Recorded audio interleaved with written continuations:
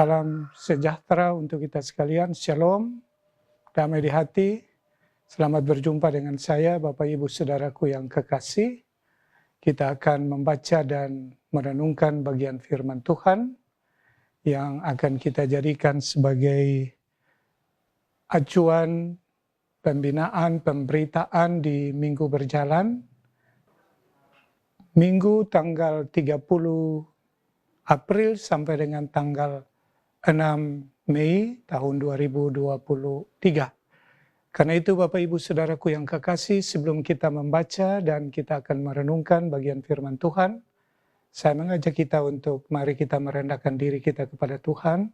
Kita memohon pertolongan Tuhan menuntun dan memberkati pembacaan kita dan pemberitaan firman yang akan kita jalani saat ini.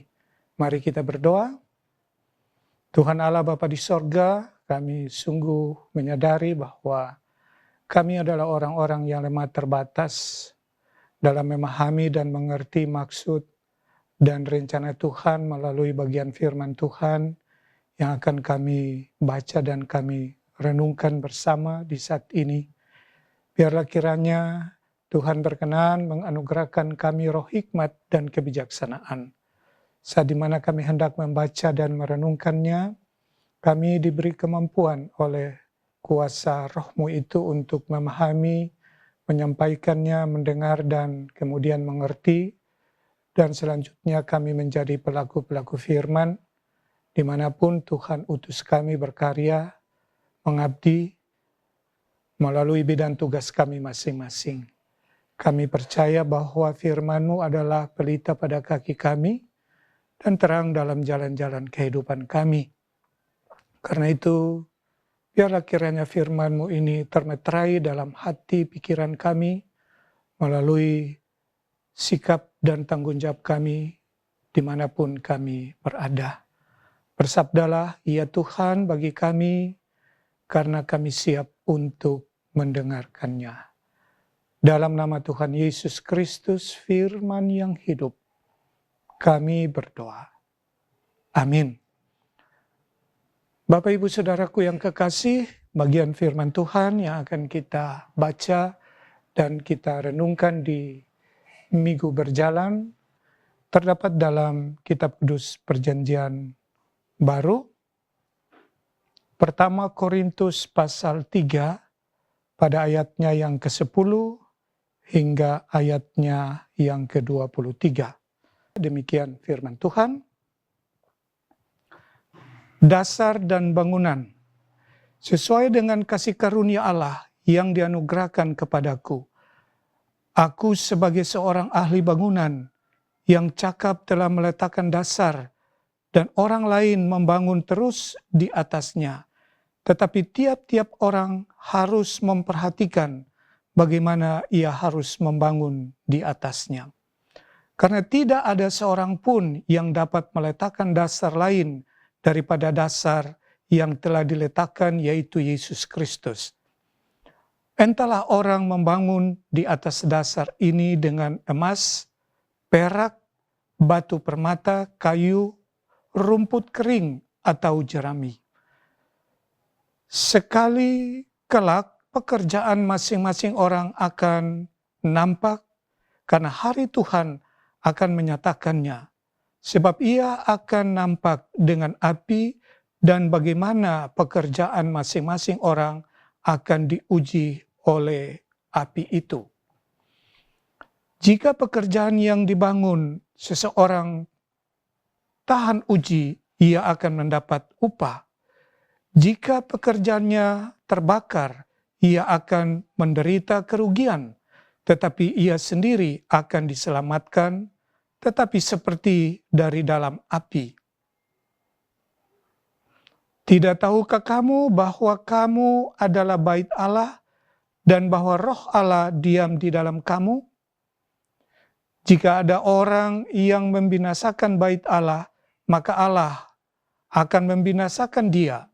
Sebab jika ada orang yang membinasakan bait Allah, maka Allah akan membinasakan dia. Sebab bait Allah adalah kudus, dan bait Allah itu ialah kamu. Janganlah ada orang yang menipu dirinya sendiri. Jika ada di antara kamu yang menyangka dirinya berhikmat menurut dunia ini, biarlah ia menjadi bodoh supaya ia berhikmat.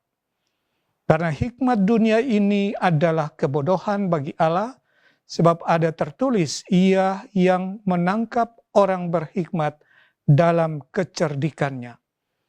Dan di tempat lain Tuhan mengetahui rancangan-rancangan orang berhikmat. Sesungguhnya semuanya sia-sia belaka. Karena itu janganlah ada orang yang memegahkan dirinya atas manusia, sebab segala sesuatu adalah milikmu. Baik Paulus, Apolos maupun Kefas, baik di dunia hidup maupun mati, baik waktu sekarang maupun waktu yang akan datang, semuanya kamu punya. Tetapi kamu adalah milik Kristus dan Kristus adalah milik Allah. Demikianlah firman Tuhan. Yang berbahagia adalah kita semua yang berkenan mendengarkan firman ini dan melakukannya dalam hidup kita semua dari hari lepas hari. Tuhan memberkati firman-Nya dalam kehidupan kita semua. Bapak, Ibu, Saudaraku, jemaat yang dikasihi dan diberkati Tuhan. Kita bersyukur dan berterima kasih hari ini, khususnya ketika kita dalam persiapan mengakhiri bulan April dan memasuki bulan yang baru yaitu bulan Mei. Tuhan anugerahkan kita kesempatan untuk menikmati hidup bersama dengan keluarga, suami, istri, bahkan bersama juga dengan persekutuan jemaat orang-orang yang percaya. Kita ada bukan karena kekuatan dan kemampuan kita, tapi kita ada oleh karena kasih karunia Tuhan. Pengakuan kita terhadap Tuhan yang Maha Baik harus menjadi sebuah kredo yang tak tergoyahkan bagi setiap orang yang percaya. Apapun situasi hidup kita, tantangan, hambatan, tetapi peluang yang kita hadapi dalam hidup ini, itu semata-mata karena kuasa kasih Tuhan yang tidak pernah beranjak dari kehidupan kita. Saudara-saudaraku yang kekasih, kita telah membaca bagian firman Tuhan dalam pertama Korintus pasal 3 pada ayatnya yang ke-10 hingga ayatnya yang ke-23 di bawah judul Dasar dan Bangunan. Saya yakin dan saya percaya bahwa kita semua tahu seperti apa persoalan yang dihadapi oleh Paulus ketika berada di jemaat Korintus.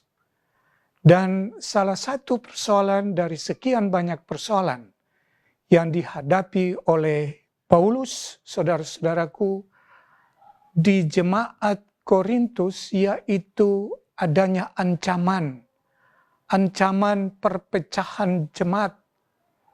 Karena ada kelompok-kelompok yang terbangun dengan pemimpin-pemimpin yang ada pada saat itu. Ancaman ini memang bukan sekedar sebuah ancaman biasa, tetapi memang ini sebuah ancaman yang sangat serius oleh karena ada kelompok Paulus, ada kelompok Kefas, dan ada kelompok Apolos. Kita tahu bahwa baik Paulus, baik Kefas maupun Apolos, mereka memiliki peran, mereka punya tanggung jawab, mereka punya kelebihan, tetapi mereka juga punya kekurangan-kekurangan. Ada blok-blok yang terbangun di jemaat Korintus. Ada blok Paulus, ada blok Kefas, dan ada blok Apolos. Dan bagi Paulus, kenyataan ini adalah kenyataan yang tidak membangun dalam rangka menopang tugas pekerjaan pelayanan yang dikerjakan Paulus, tetapi juga yang dikerjakan oleh Kefas dan juga yang dikerjakan oleh Apolos. Karena itu bagaimana Paulus berupaya untuk memanage konflik ini sehingga dia tidak melebar dan pada akhirnya terjadi perpecahan jemaat yang sia-sia dan Injil Kristus menjadi tidak bisa diberitakan oleh karena kelompok-kelompok itu sendiri. Karena itu Paulus memulai dengan pembacaan kita ini dengan judul Dasar dan Bangunan. Dasar dan bangunan adalah salah satu cara Paulus untuk bagaimana menjelaskan kepada para pembaca termasuk jemaat pada saat itu dan kita sekalian yang hidup di zaman ini. Bahwa sesungguhnya Paulus hendak menjelaskan melalui cerita dasar dan bangunan ini. Paulus memulai dengan sebuah tulisan atau komitmen dan keyakinan dia dengan mengatakan bahwa apapun yang dia kerjakan di jemaat Korintus atau di jemaat-jemaat yang lain, itu semata-mata karena kasih karunia Allah. Catatan penting dengan ungkapan sesuai dengan kasih karunia Allah yang dianugerahkan kepadaku, aku sebagai seorang ahli bangunan. Artinya kalau Paulus sampai pada akhirnya mengatakan bahwa dia seorang ahli bangunan, maka itu semata-mata karena kasih karunia Allah.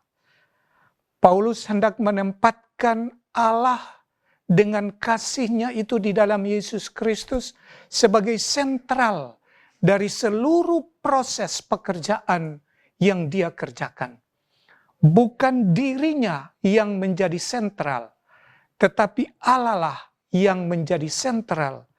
Sehingga Paulus hendak mengatakan bahwa siapapun yang hendak melakukan tugas pekerjaan pembangunan lanjutan itu, hendak meletakkan pemahaman yang sungguh sama seperti Paulus, bahwa itu semata-mata karena Kristus yang menjadi pusat dan memampukan baik Paulus, baik Kefas, maupun Apolos. Bapak Ibu saudara-saudaraku yang kekasih, sekali lagi Paulus hendak menempatkan bahwa bukan pribadinya, bukan kekuatannya, siapapun dia yang melakukan pekerjaan pelayanan pembangunan, hanya semata-mata kasih Kristus. Sehingga bukan manusianya itu yang menjadi yang ditonjol-tonjolkan, tetapi mestinya Kristus yang harus diagung-agungkan, yang harus dipermuliakan.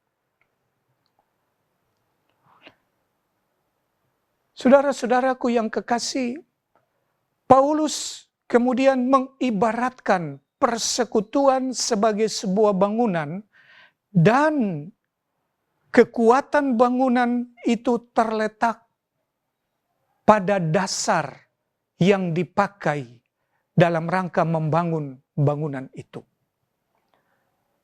Itu berarti bahwa bukan ada pada kemegahan bangunan yang dibangun itu, saudara-saudara. Tetapi yang paling penting adalah apa yang menjadi dasar dari proses pembangunan rumah itu sendiri. Paulus melihat bahwa yang menjadi bangunan itu adalah persekutuan itu sendiri. Persekutuan yang dia maksudkan adalah orang-orang percaya, saudara dan saya. Dia mengibaratkan sebagai sebuah bangunan.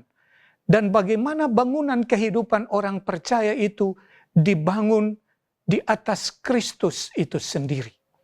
Sehingga bukan persoalan proses pembangunan itu kemegahannya, bukan karena indahnya, bukan karena bangunan itu bertingkat dan lain-lain.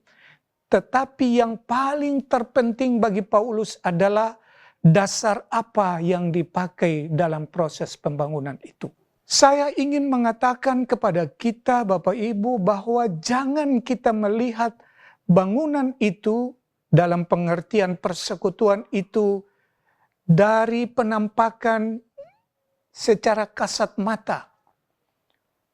Bukan kita lihat karena bangunan itu indah, bukan juga karena bangunan itu megah, Tetapi kalau ini kita terjemahkan dalam kehidupan kita sebagai tubuh Kristus, maka kekuatan bangunan pribadi kita, saudara dan saya, itu terletak bagaimana hidup kita itu kita bangun di atas dasar Kristus. Pada ayatnya yang ke-13 di sana dikatakan, sekali kelak pekerjaan masing-masing orang akan nampak karena hari Tuhan akan menyatakannya, sebab ia akan nampak dengan api, dan bagaimana pekerjaan masing-masing orang akan diuji oleh api itu. Saudara-saudaraku yang kekasih, ayat ini hendak menjelaskan kepada kita bahwa setiap bangunan, setiap pribadi, setiap persekutuan, setiap jemaat yang diibaratkan oleh Paulus sebagai bangunan, dia harus menjalani proses ujian. Dia harus menjalani proses bagaimana bangunan itu betul-betul tahan uji atau tidak. Dikatakan di sana ada ungkapan api, menunjukkan bagaimana ada gelombang tantangan persoalan hidup yang harus dijalani oleh bangunan itu, oleh jemaat itu, oleh pribadi, oleh keluarga. Dan jika bangunan itu betul-betul dibangun di atas dasar Kristus sebagai dasar dari bangunan itu, maka bangunan itu akan kokoh, tetap berdiri teguh. Tetapi jika bangunan itu hanya nampak karena keindahan, karena kemolekan, dan lain-lain, maka bangunan itu dipastikan tidak bertahan karena dia tidak dibangun di atas dasar Kristus itu sendiri. Yang ingin saya katakan di sini adalah dari ayat 13 memiliki dua perspektif yang harus kita perhatikan. Pertama, bahwa masing-masing kita harus mempertanggungjawabkan.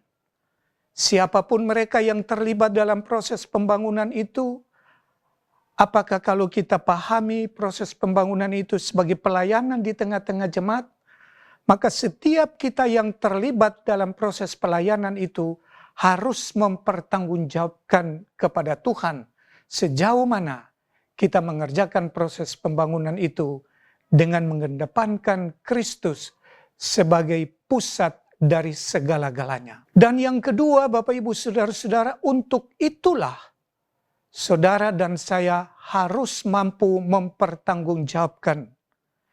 Kita dalam proses untuk mempertanggungjawabkan, kita harus mengalami proses ujian. Kita harus mengalami sebuah proses bagaimana kita sungguh-sungguh pembangunan kita itu memiliki kekuatan yang baik atau tidak.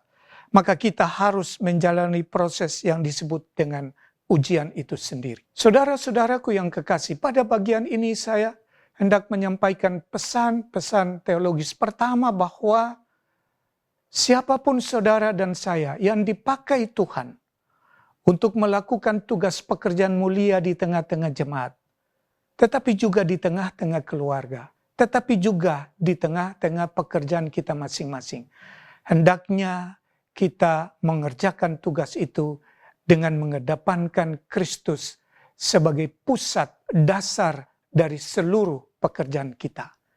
Jangan kita menganggap diri kita kuat dan mampu, sehingga Kristus menjadi nomor 2. Kekuatan kita, pikiran kita menjadi nomor 1. Tidak seperti itu, saudara-saudara. Oleh karena apa? Kita pun akan dituntut untuk mempertanggungjawabkan apa yang kita kerjakan. Andaikan hidup ini sebagai bangunan milik Allah, tubuh ini adalah bangunan sebagai tubuh Kristus, maka tubuh ini kita pergunakan secara baik. Melalui dasar-dasar yang kokoh, kita bangun seluruh aktivitas hidup kita, bicara kita, interaksi kita, pandangan kita, sikap kita, sungguh-sungguh berdasarkan pada kebenaran firman Allah sebagai dasar yang tidak bisa kita lupakan. Bapak Ibu Saudaraku yang kekasih, pada ayatnya yang ke-16 dan ayatnya yang ke-17, di sana dikatakan, tidak tahukah kamu bahwa kamu adalah bait Allah dan bahwa roh Allah diam di dalam kamu?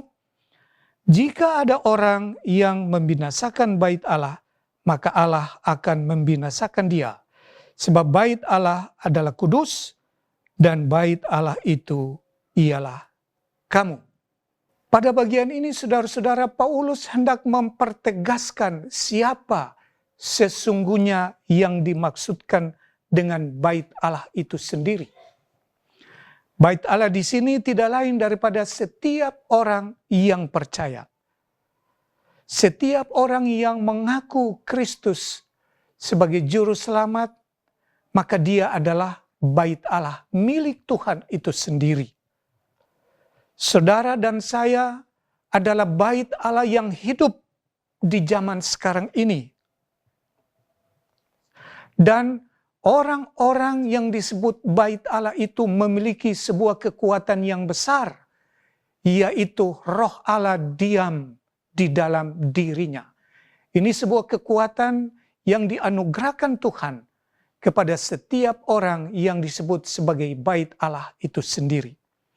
Karena itu saudara-saudara, menjadi kekuatan tersendiri bagi kehidupan saudara dan saya, bahwa sesungguhnya ketika Paulus mengatakan bahwa tidak tahukah kamu bahwa kamu adalah bait Allah? Jika ada orang yang membinasakan bait Allah, maka Allah akan membinasakan dia. Ini tidak dimaksudkan bahwa Tuhan Allah membalas kejahatan dengan kejahatan.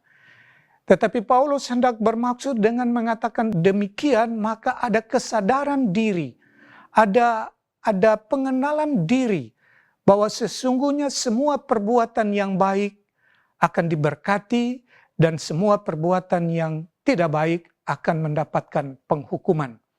Nah, oleh karena itu, dari catatan ini mengajarkan kepada saudara dan saya, marilah kita bersikap baik, melakukan perbuatan-perbuatan yang baik, yang menyenangkan hati Tuhan, perbuatan yang baik sama seperti yang dikatakan di dalam Galatia pasal 6, buah-buah roh itu juga bagian dari perbuatan-perbuatan baik kita sebagai orang-orang yang percaya. Dan setiap orang yang melakukan perbuatan baik, kepadanya akan diberikan berkat dan anugerah penyertaan. Tetapi mereka yang melakukan perbuatan-perbuatan jahat mengalami penghukuman. Ini yang dimasukkan di dalam catatan pembacaan kita ini. Khususnya pada ayatnya yang ke-16 dan ayatnya yang ke-17. Saudara-saudaraku yang kekasih, pada ayatnya yang ke-19 di sana dikatakan bahwa karena hikmat dunia adalah kebodohan bagi Allah, sebab ada tertulis, ia yang menangkap orang berhikmat dalam kecerdikan. Saudara-saudara, pada ayat ini Paulus hendak membahas kebijaksanaan manusia. Kebijaksanaan manusia berbeda dengan kebijaksanaan Tuhan. Artinya bahwa kebijaksanaan manusia yang diagung-agungkan oleh manusia itu adalah kebodohan bagi Allah. Oleh karena itu, manusia harus mesti mempertimbangkan kebijaksanaannya dengan berhikmat secara baik, sambil mengedepankan kebijaksanaan Tuhan itu sendiri Allah, sehingga seluruh sikap dan perbuatannya betul-betul mencerminkan kehidupan orang yang beriman. Dan oleh karena itu pada ayatnya yang ke-21 di sana dia katakan bahwa karena tidak ada seorang pun yang boleh membanggakan diri dalam orang lain, sebab semuanya adalah milikmu. Baik Paulus, Apolos, atau Kefas, dunia hidup atau maut, yang ada sekarang atau yang akan datang, semuanya adalah milikmu. Saudara-saudaraku yang kekasih, pada bagian ini Paulus hendak mengatakan bahwa setiap orang yang percaya kepada Kristus dipastikan memiliki segala sesuatu. Tidak ada seorang pun yang bisa membanggakan diri atas jasa atau pelayanannya yang dikerjakan mereka, tetapi semuanya karena kasih karunia Tuhan. Karena semuanya telah diberikan oleh Allah, Maka Paulus sendiri bersama dengan Apolos, Kefas, termasuk juga bersama dengan orang-orang yang terlibat dalam pelayanan itu, adalah pelayan Allah yang telah diberikan untuk memperkuat dan membangun jemaat yang ada di Korintus. Dan karena itu Bapak Ibu Saudara-saudaraku yang kekasih, pada ayatnya yang ke-23, 22 dan 23 di sana dia katakan, baik Paulus, Apolos maupun Kefas, baik dunia, hidup maupun mati, baik waktu sekarang maupun waktu yang akan datang, semuanya kamu punya, tetapi kamu adalah milik Kristus dan Kristus adalah milik Allah. Bagian ini sekali lagi ingin mempertegas bahwa setiap orang yang percaya adalah milik Allah. Dan mereka yang menjadi milik Allah, Allah menjadi bagian dalam kehidupannya. Dan dia menjadi milik Kristus, dan oleh karena itu, setiap orang yang percaya menjadi milik Kristus, bersama Kristus kita semua menjadi milik Allah. Saudara-saudaraku, melalui firman ini mengajak kepada kita semua sebagai orang-orang yang percaya yang telah menjadi milik Kristus, yang adalah milik Allah, mari kita boleh menunjukkan sikap hidup kita yang benar-benar mencerminkan kehidupan orang Kristen. Dan karena itu yang patut kita baharui dalam hidup ini adalah bagaimana kita membersihkan semua pikiran kita melalui dari hati kita. Hati kita adalah pusat dari segala-galanya. Pikiran kita bersihkan melalui pembersihan dalam hati kita, agar ketika hati kita bersih, pikiran kita akan bersih, cara kita berbicara, pandangan kita, dan seluruh hidup kita bisa kita persembahkan untuk kemuliaan nama Tuhan. Dan bagian firman Tuhan juga pada saat ini mengajarkan kita untuk mari kita membangun persekutuan ini dengan tetap melihat Kristus sebagai fokus kita, bukan kepada siapa-siapa. Memang sering-sering terjadi dalam pengalaman pelayanan jemaat, Bapak Ibu Saudara-saudara, terkadang banyak jemaat yang mengidolakan seseorang pemimpin, seorang figur, sehingga sering-sering ada perkataan bahwa saya lebih suka si A, si B, atau si C ketimbang si yang lain. Saya lebih senang mendengar si A ini kalau memimpin ibadah, khotbahnya, dan lain-lain. Karena itu tidak sering juga terkadang kita mendengar ada pertanyaan-pertanyaan lepas. Sering orang berkata, siapakah yang akan mau pimpin ini minggu depan?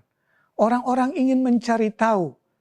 Dan kemudian kesimpulannya kalau si A, dia bilang, aduh malas kita mau dengar. Lebih baik si B.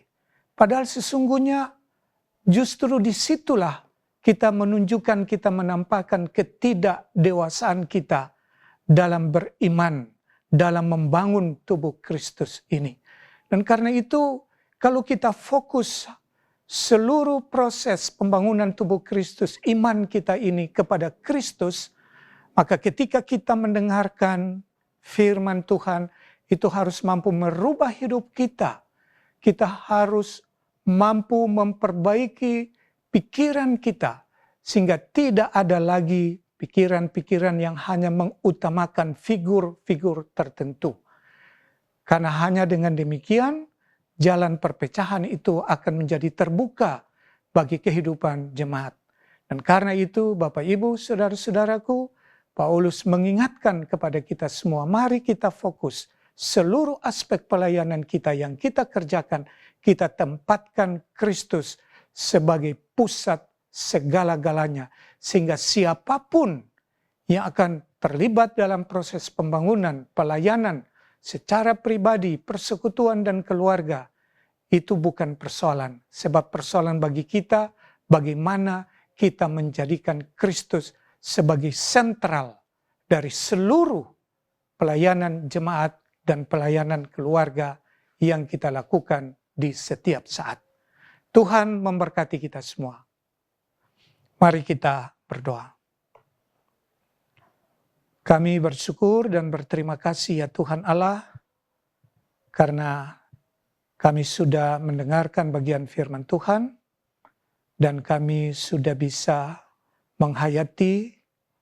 Kami berdoa kiranya Tuhan melengkapi kami dengan Roh-Mu yang kudus, sehingga kebenaran firman ini boleh kami terjemahkan sebagai bentuk keyakinan kami, sebagai bentuk di mana kami paham dan mengerti, dan dimanapun kami berada, kami boleh menjadi berkat.